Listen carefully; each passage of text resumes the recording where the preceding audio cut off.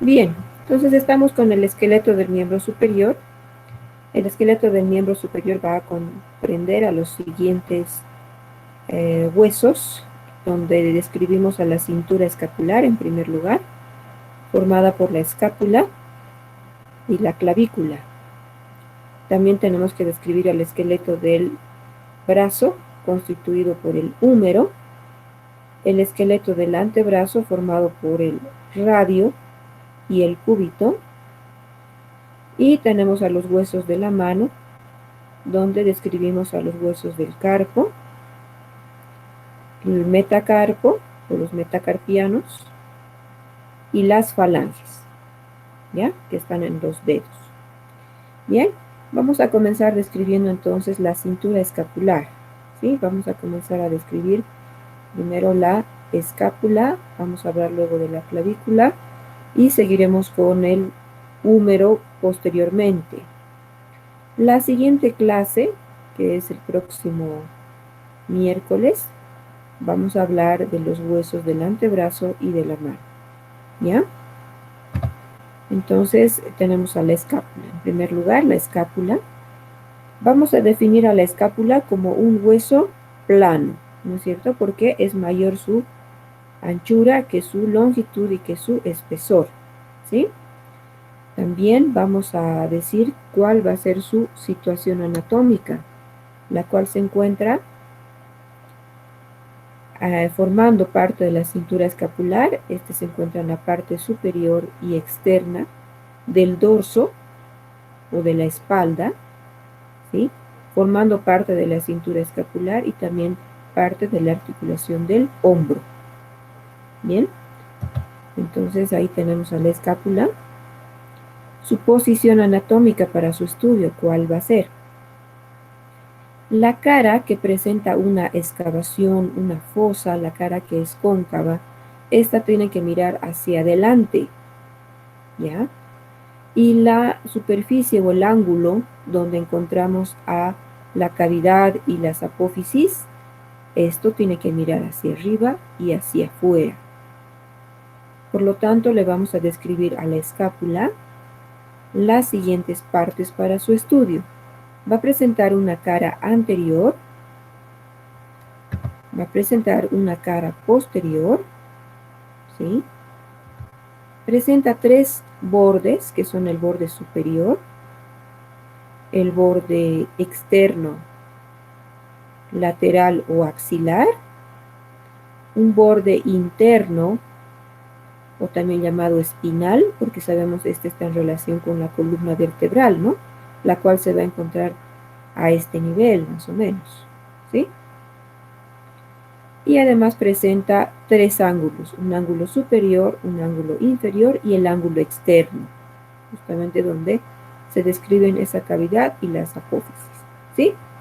Ahora vamos a ir describiendo entonces cada una de estas características que presenta la escápula. En la cara anterior, en primer lugar, la cara anterior se va a encontrar excavada por una fosa amplia. Esta es la fosa subescapular, la cual va a estar ocupada por el músculo del mismo nombre, el músculo subescapular, que ocupa toda esta fosa, ¿sí? Tanto hacia su parte interna como hacia su parte externa, donde en la parte externa va a presentar un pilar. Este engrosamiento se denomina pilar de la escápula, el cual llega a constituir un canal junto con el borde lateral o externo de la escápula, ¿sí? Ahí se forma un canal, gracias a este pilar que estaría hacia adentro de este canal, donde también se insertan digitaciones del músculo subescapular, ¿sí?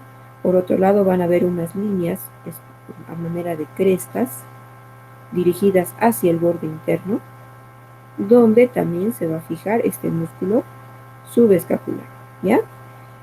Por otro lado, en esta cara anterior, próxima a su borde espinal o interno, se tiene la inserción del músculo en toda esta parte, la inserción del músculo serrato anterior o serrato mayor, ¿ya? En todo este en esta porción de la cara anterior, pero próxima al borde interno o espinal.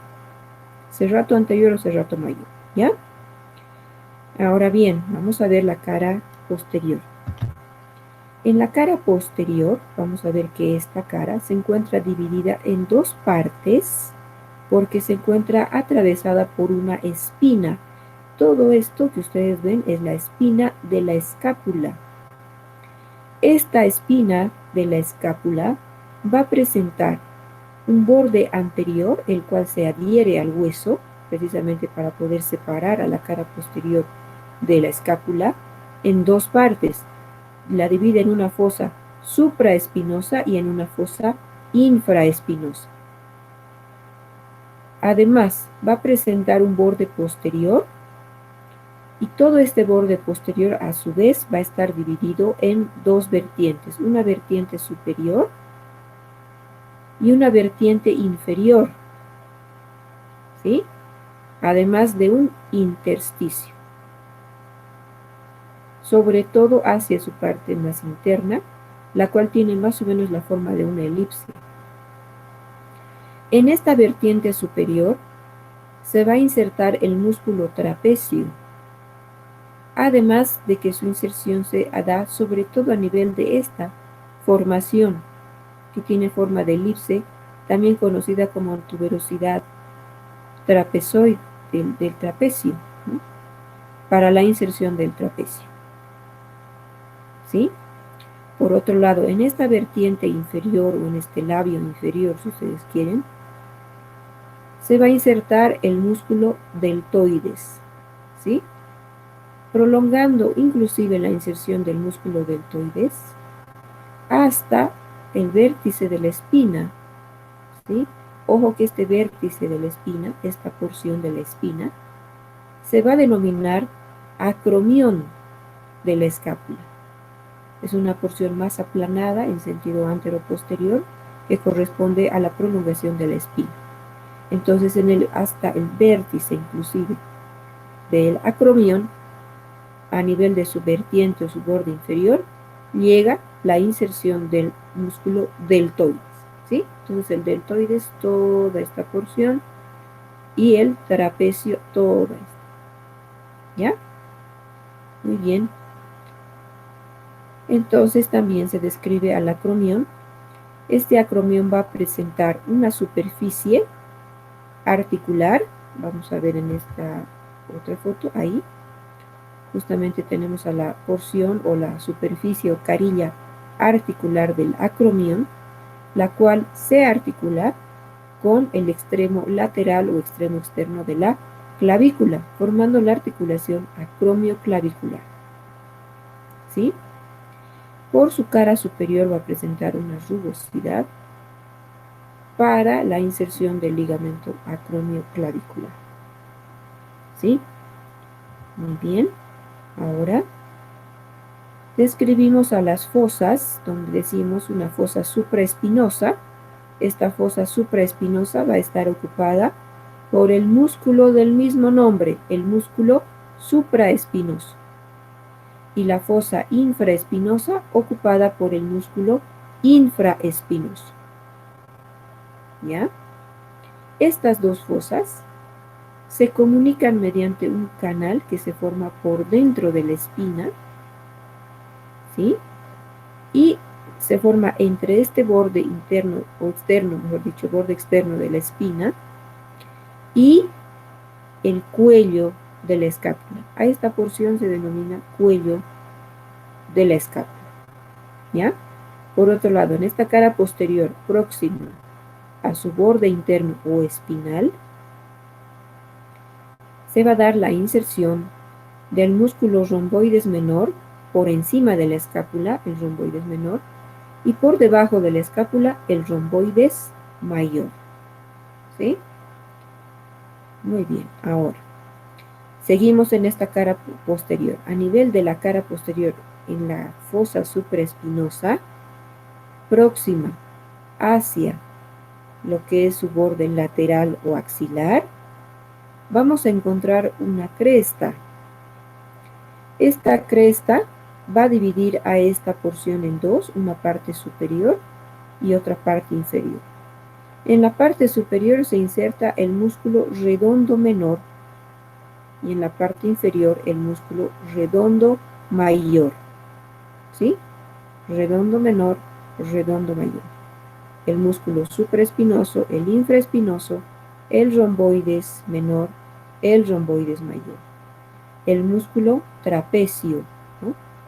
En todo esto y en esta vertiente superior, y el músculo deltoides en la vertiente inferior hasta el acromio.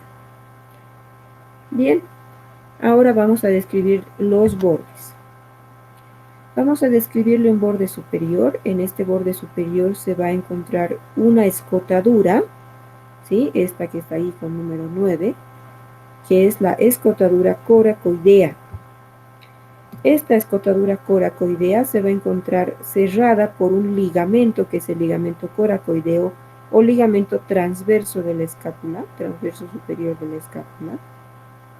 Este ligamento hace que esta escotadura se convierta en conducto, denominado también por algunos autores como conducto supraescapular, por el cual va a atravesar el nervio supraescapular. ¿Sí? Vamos a ver también próxima a la escotadura coracoidea hacia su parte interna, en esta porción, justamente ahí, se tiene la inserción del músculo homoioideo, que es un músculo de los infraioideos, ¿no? Si ustedes recuerdan, ¿sí? Entonces aquí se inserta el homoioideo, ¿ya? Ahora, en su borde interno o espinal, hemos descrito ya el borde interno o espinal. En este borde se prolonga la inserción del romboides menor y del romboides mayor, que originalmente vendrían también hacia su cara, una parte de su cara posterior, ¿ya? Romboides menor y romboides mayor.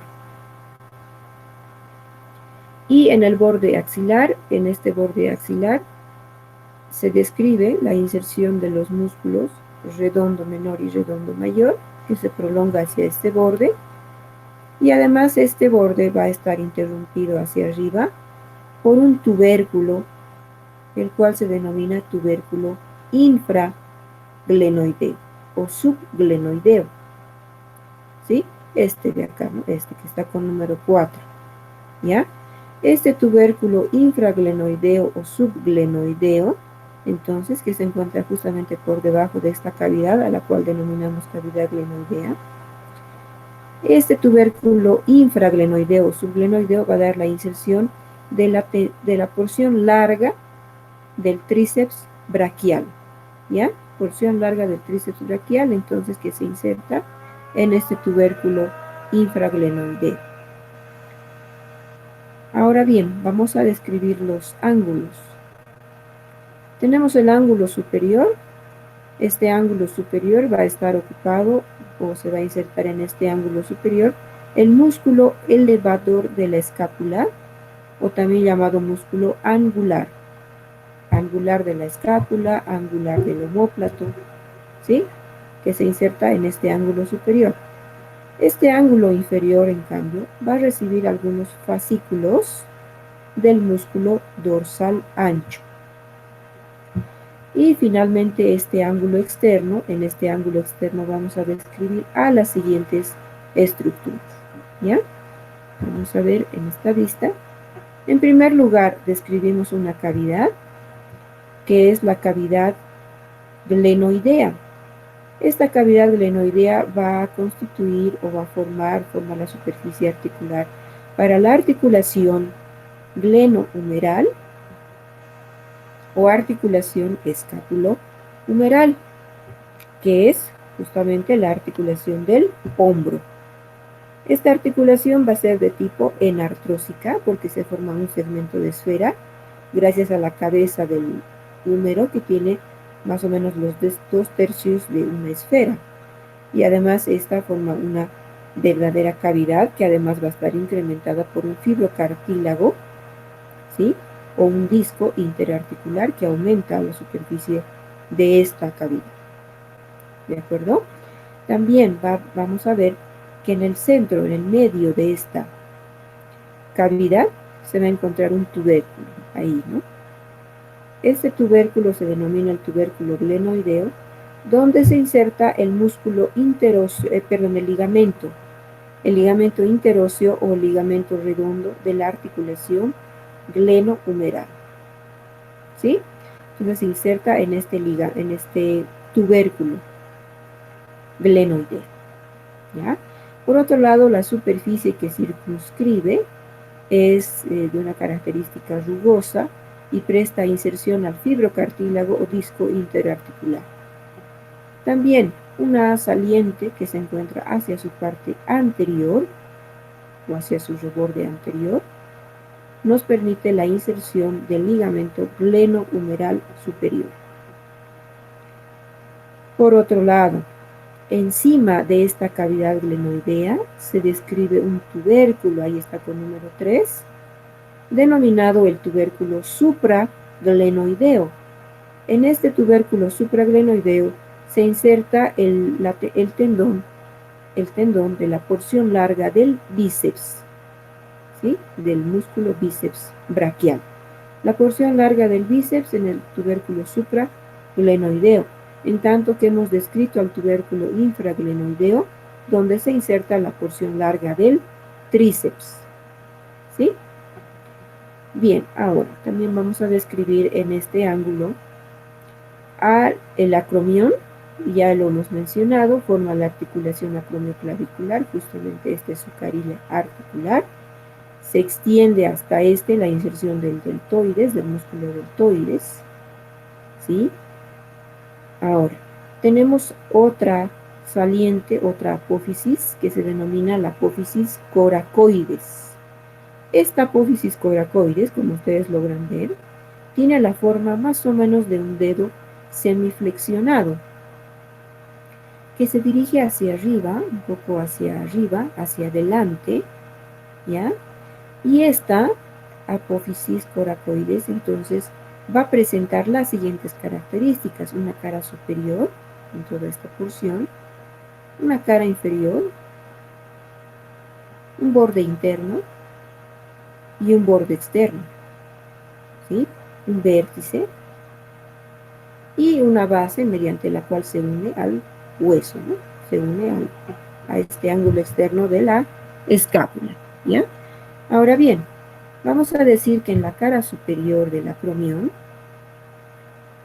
de la apófisis coracoides, ¿sí? En la cara superior de la apófisis coracoides, acá se ve mejor, en esta cara superior se va a presentar principalmente hacia adelante la inserción del músculo pectoral menor, ¿ya? Y hacia atrás tenemos unas rugosidades para la inserción de los ligamentos coracoclaviculares, ¿sí? Vale decir, tenemos acá la inserción del ligamento trapezoide y del ligamento conoide, los cuales se dirigen luego hacia la clavícula, ¿sí? Ligamentos coracoclaviculares, en la cara superior.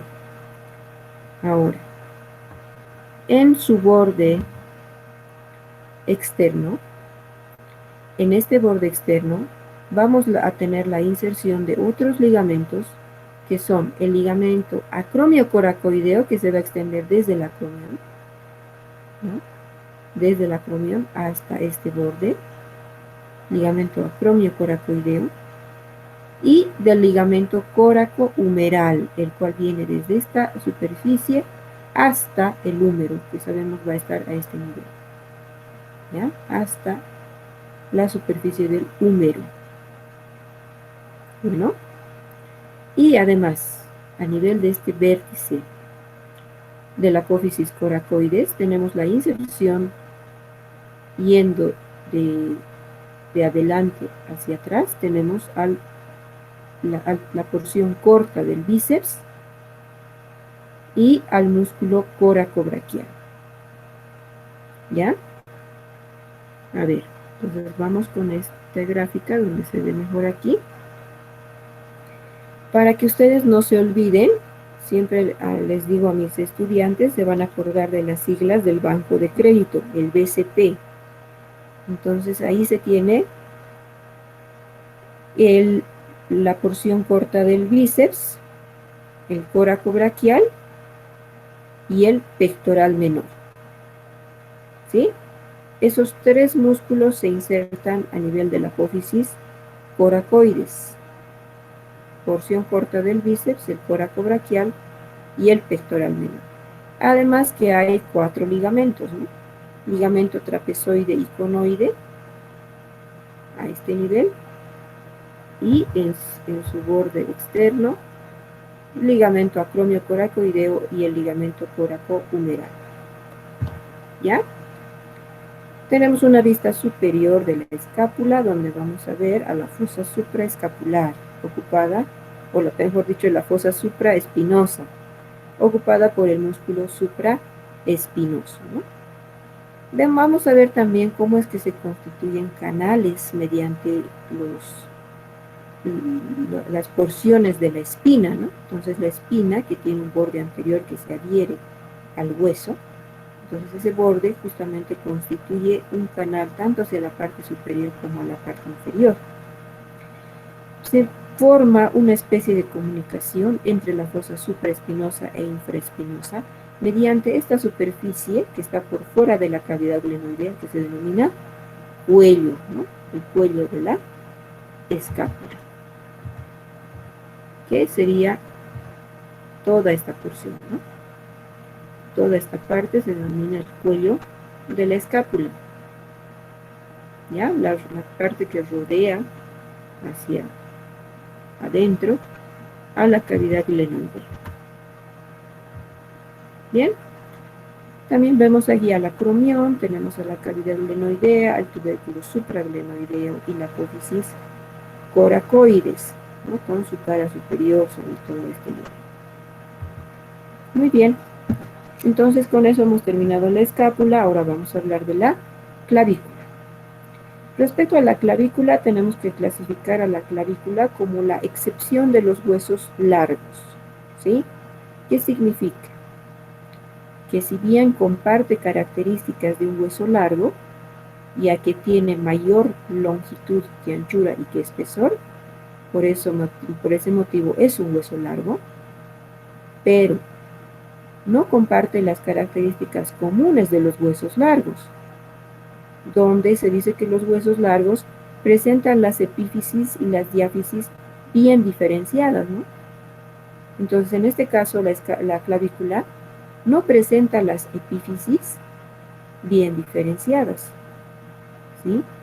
Por lo tanto, no se le describen como epífisis ni como diáfisis. Así que esa característica no comparte con el resto de los huesos largos, por lo tanto es la excepción de los huesos largos, ¿ya? Ahora bien, para su descripción, en primer lugar vamos a poner en su posición anatómica. La cara, que es más lisa, tenemos que ponerla siempre hacia arriba. El extremo, que es más abultado, más grueso, voluminoso, tenemos que ponerlo hacia adentro. Y la parte del borde, que va a ser una convexidad hacia adelante, siempre próxima hacia su borde, hacia su extremo interno, ¿no? Siempre hacia adentro, esta porción, ¿ya? De manera que le vamos a describir una cara superior, una cara inferior, ¿sí? Un borde anterior, un borde posterior, un extremo interno y un extremo externo, ¿sí? También vamos a decir que esta clavícula presenta la forma más o menos de una S itálica, ¿no? Es como una S alargada, ¿no? Entonces,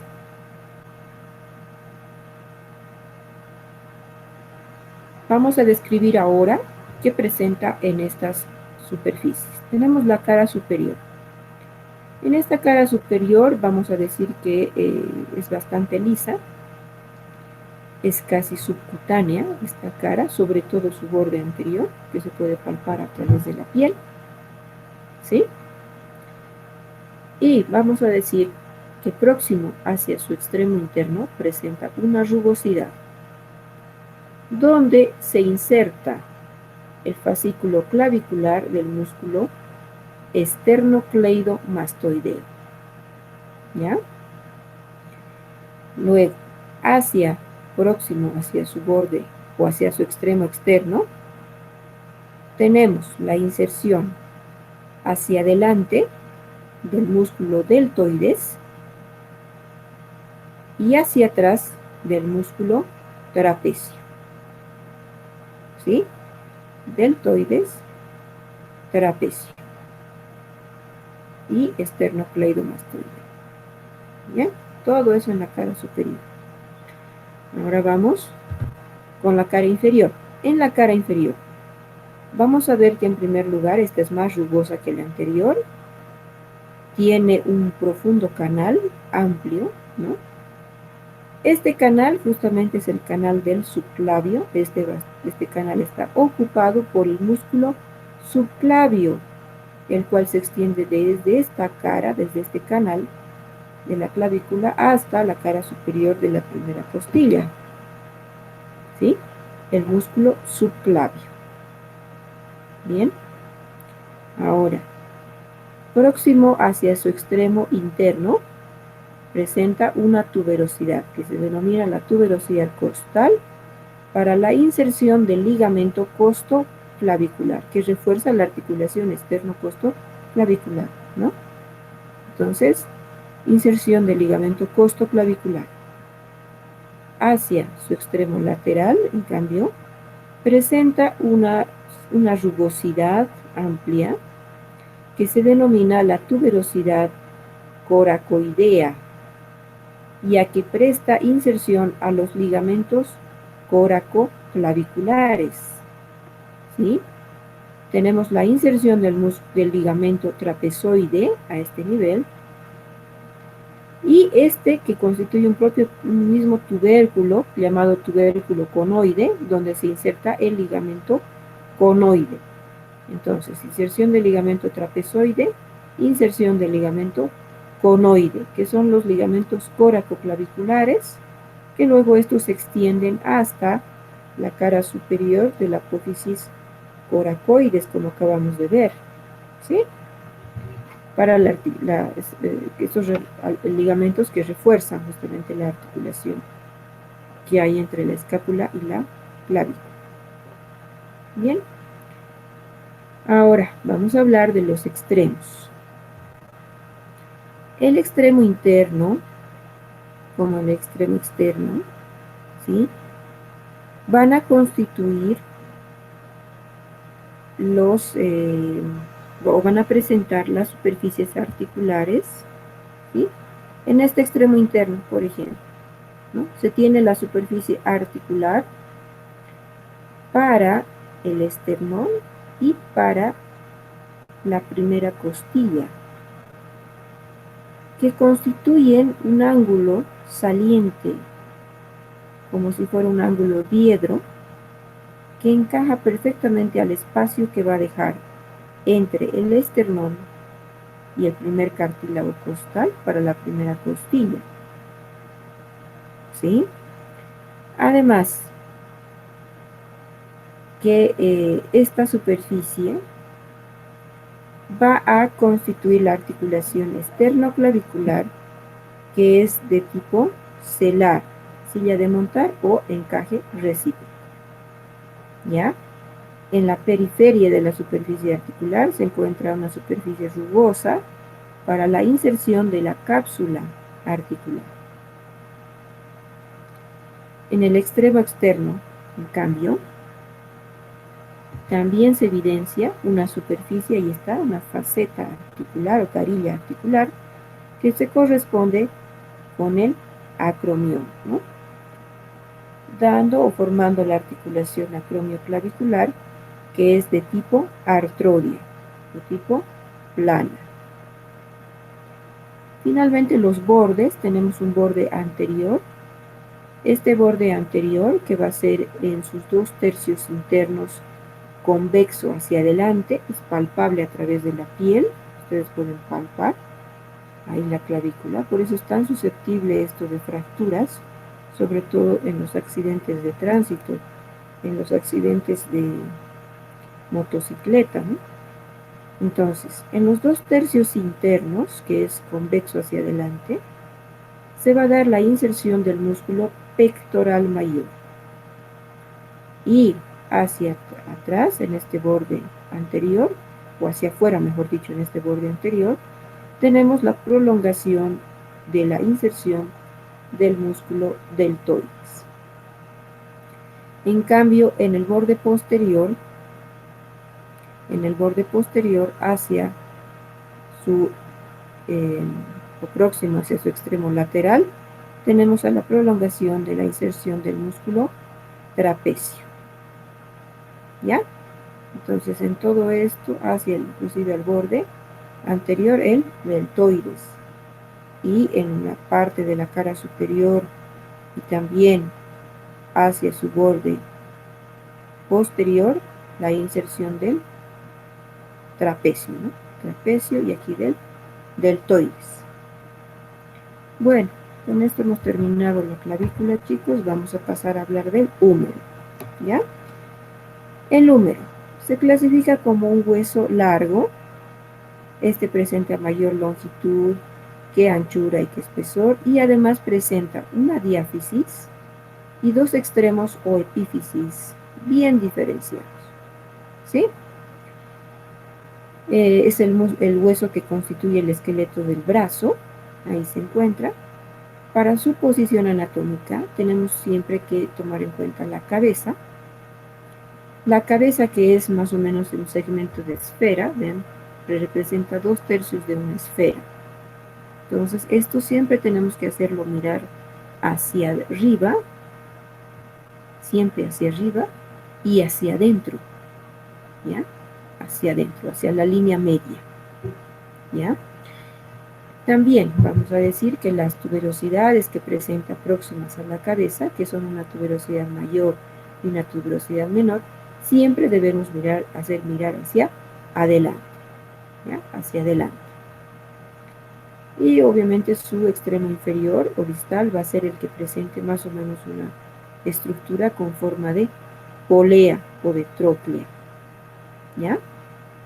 Muy bien, toda vez que hemos puesto en su posición anatómica, entonces le vamos a describir una diáfisis, una extremidad, un extremo superior o epífisis superior o proximal, una epífisis inferior o distal, ¿ya? Comenzamos con la diáfisis. En la diáfisis vamos a decir que tiene más o menos la forma de una prismática triangular, por lo tanto se le describen 3 caras y 3 bordes, ¿sí? Presenta 2 caras que van a ser consideradas como cara interna o anterointerna, otra cara externa o anteroexterna, separadas ambas por un borde llamado borde anterior, ¿sí? En cambio, presenta otra cara, que es la cara posterior. Toda esta es la cara posterior, la cual está separada de las 2 caras anteriores mediante un borde interno y otro borde externo. Además que esta cara posterior está cruzada por un canal, al cual denominamos el canal de torsión o canal radial. Bien, comenzamos entonces a describir estas caras. Tenemos a la cara interna o anterointerna. En esta cara interna se va a dar la inserción en esta partecita, una porción más rugosa, donde se da la inserción del músculo coracobraquial, ¿sí? Y hacia abajo se tiene la inserción del músculo braquial anterior, en toda esta porción, ¿sí? Ahora bien, su cara externa o anteroexterna. En esta cara vamos a ver que se presenta una cresta en forma de V, ¿sí? Es una cresta que tiene más o menos la forma de una B dentilabial, ¿sí? A la cual denominamos como la B deltoidea. Justamente nos da la inserción del músculo deltoides, ¿sí? Y hacia abajo tenemos igualmente la inserción del músculo braquial anterior. Entonces el braquial anterior tanto en la superficie de la cara interna como de la cara externa. Bien, este borde anterior es delgado, es más o menos cortante. Hacia la parte superior se prolonga la inserción del músculo deltoides a nivel de este borde anterior, como también la inserción del músculo coracobraquial por este otro lado. Y lógicamente en su porción inferior la inserción del músculo braquial anterior. ¿Sí? Bien, también en esta cara anterointerna o interna se va a prolongar una parte de lo que es la corredera bicipital. Esta corredera bicipital, sin embargo, vamos a describirla con la epífisis superior, ¿sí? Vamos con la cara posterior. En la cara posterior decíamos que va a presentar un canal, ¿no? Mediante una cresta que se forma y constituye un canal. Este se denomina el canal de torsión o canal radial. Por este canal de torsión o canal radial pasa la arteria humeral profunda y el nervio radial, ¿sí? Precisamente el nervio radial, el paso del nervio radial hace que se denomine como canal radial. Pero además la arteria humeral profunda acompaña a este nervio radial en este canal. ¿Sí? Bien.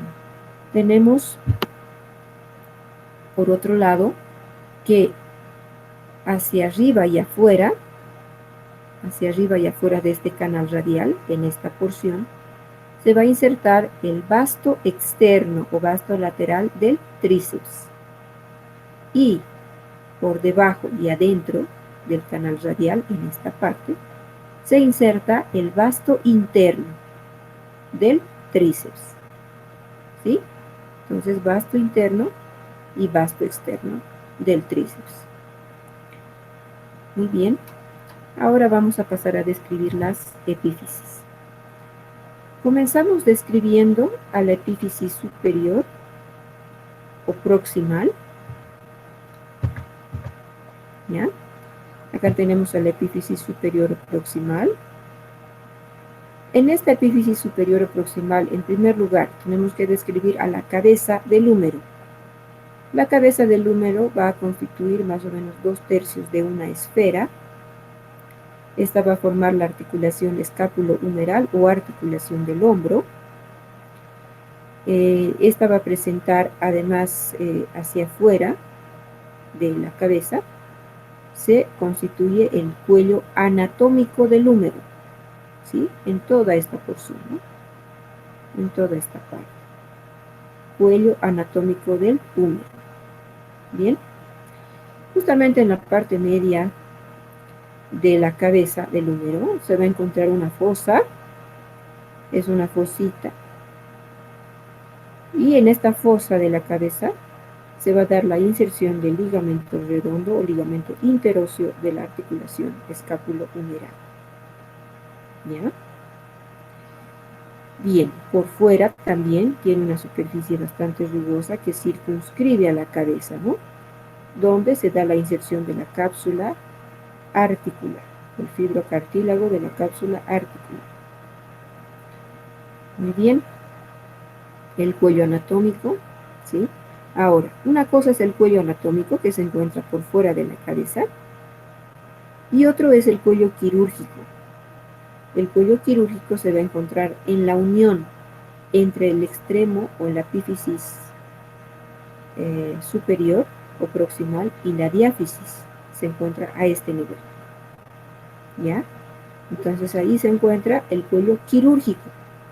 ¿Por qué se denomina cuello quirúrgico? Porque a este nivel se encuentra el paso de los vasos circunflejos. En tanto que este cuello anatómico se da porque está por fuera de la cabeza, ¿no? De la cabeza del húmero. Ahora bien, en esta epífisis superior vamos a describir dos tubérculos, un tubérculo mayor, también llamado troquíter, y un tubérculo menor, también llamado troquín, con Q, ¿no? Troquíter, troquín, ambos se escribe con Q, ¿sí? Bien, este tubérculo mayor o troquíter nos va a dar la inserción de 3 músculos, ¿ya? Entonces, yendo de arriba hacia abajo y de adelante hacia atrás, vamos a tener la inserción de los siguientes. En primer lugar, hacia arriba, próximo hacia su vértice, tenemos la inserción del músculo supraespinoso. Más acá tenemos la inserción del músculo infraespinoso. Y hacia atrás tenemos la inserción del músculo redondo menor. ¿Sí? Entonces, nuevamente repetimos, en esta tuberosidad mayor o troquíter, inserción del supraespinoso, del infraespinoso y del redondo menor, ¿no? Esta ya es una vista posterior, en cambio esta es una vista anterior. ¿De acuerdo? Por otro lado, en esta tuberosidad menor, también llamado troquín, tenemos la inserción del músculo subescapular, que como ustedes saben viene desde la fosa subescapular, que está en la cara anterior de la escápula, ¿no? Y termina a este nivel en el troquín. Estos dos tubérculos van a estar separados por un canal intertubercular, que también es llamado corredera bicipital. ¿Por qué? Porque se da el paso, ojo, no se inserta, sino pasa a través de este canal intertubercular el tendón de la porción larga del bíceps, ¿sí? El cual, como ustedes saben, luego se va a insertar a nivel del tubérculo supraglenoideo de la escápula, que estaría más o menos a este nivel, ¿no ve? Si aquí va a estar la cavidad glenoidea, entonces por aquí va a estar ese tubérculo supraglenoideo, y para poder llegar ahí, hace su paso por esta corredera bicipital o canal intertubercular, ¿ya?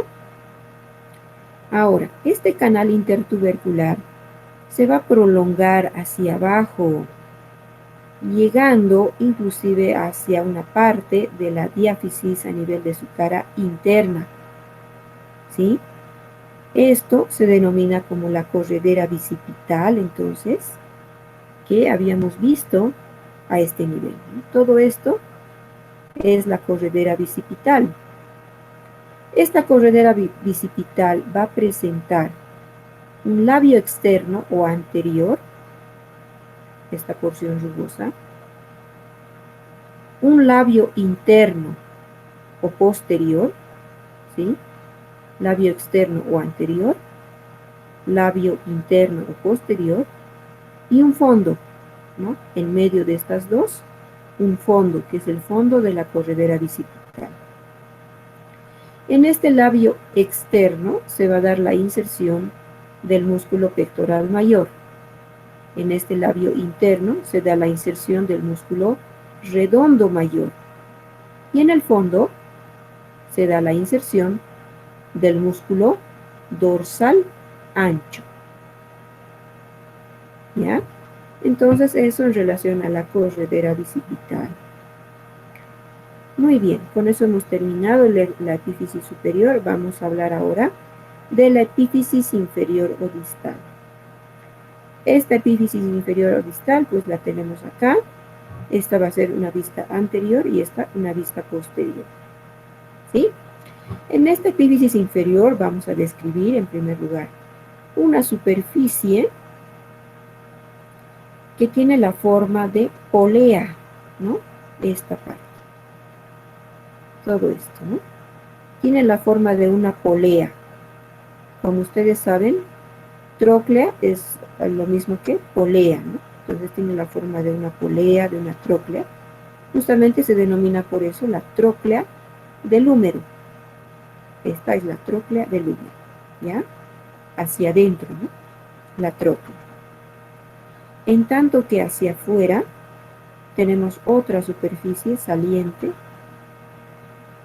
convexa, que se denomina cóndilo, o también llamado capítulo, ¿ya?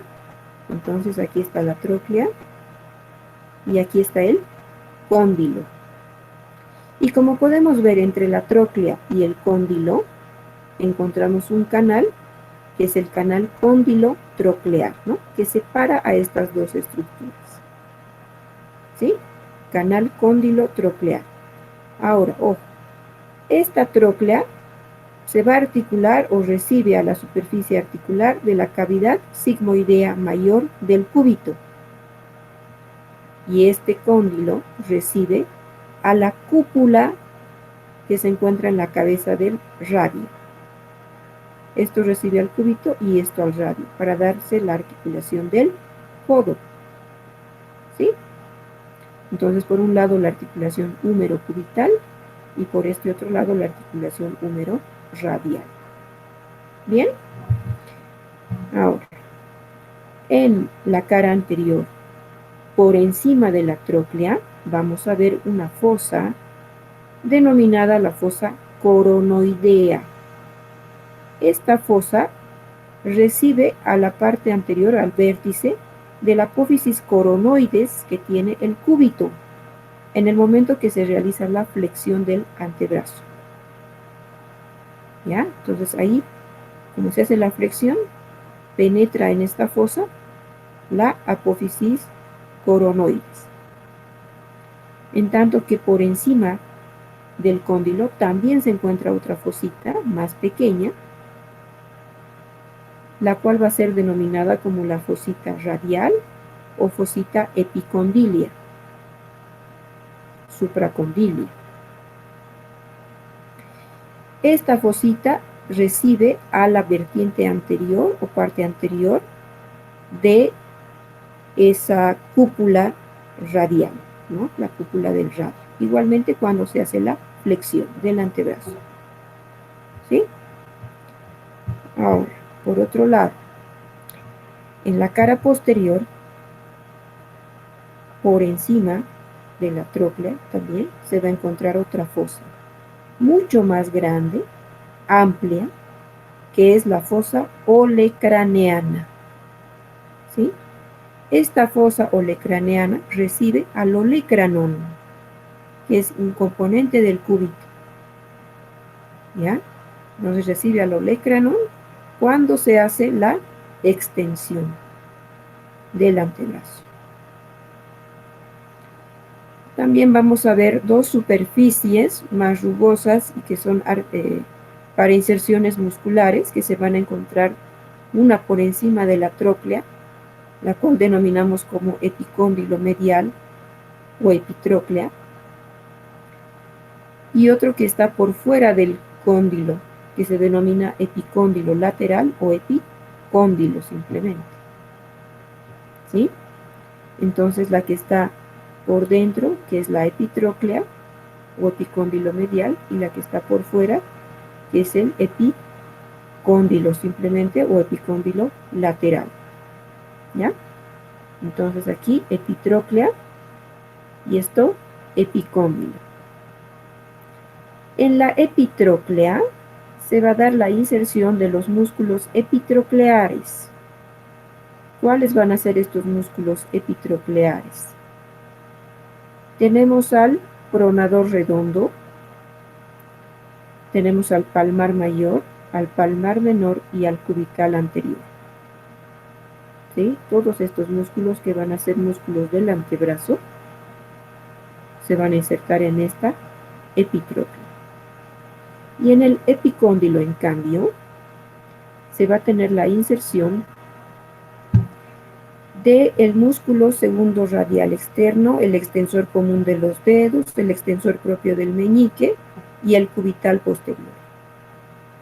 Además, en esta cara posterior y próximo a la fosa olecraneana, se tiene la inserción del músculo ancóneo en esta parte. ¿Ya? Muy bien, chicos. ¿Hasta aquí hay alguna pregunta?